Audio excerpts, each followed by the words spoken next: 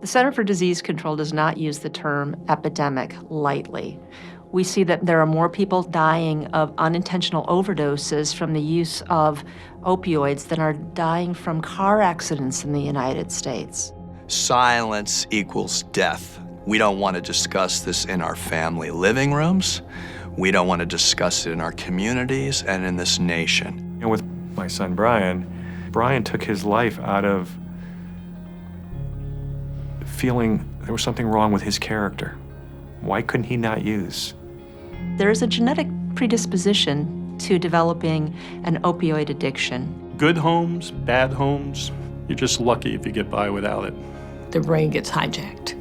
No one can think or pray or believe themselves out of what the brain is telling them. Even though I was very successful business-wise, had a good marriage, raised children, that doesn't mean anything. That was all a front. That opiate had to get into my system no matter what.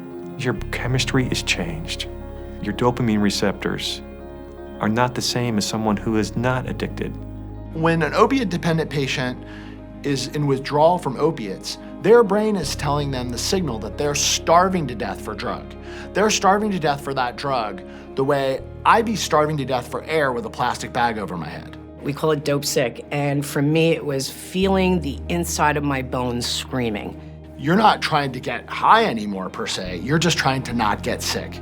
Just like diabetes or hypertension or cardiovascular disease, addiction is a chronic disease.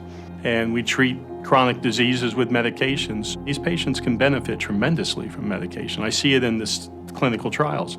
We have to use medication to stabilize and help repair the brain chemistry that isn't working properly. Anyone with a drug use disorder is essentially dehumanized. It may be a disease, but it's still your fault.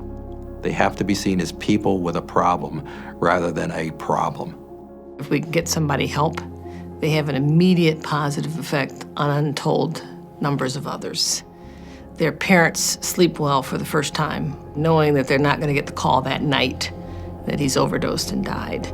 This is a longer-term chronic illness issue, and you don't solve it just by detoxing someone and then thinking they're all right. Medication, to me, is what gives people a little bit of hope. As an addiction specialist, I need more tools in my toolbox.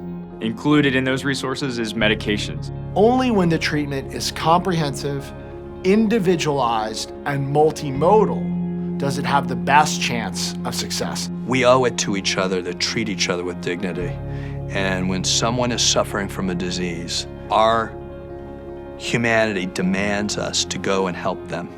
If we can make that shift, how we treat this disease and how we view this disease, more people will seek treatment. Fewer people will die, and fewer families will be shattered beyond repair.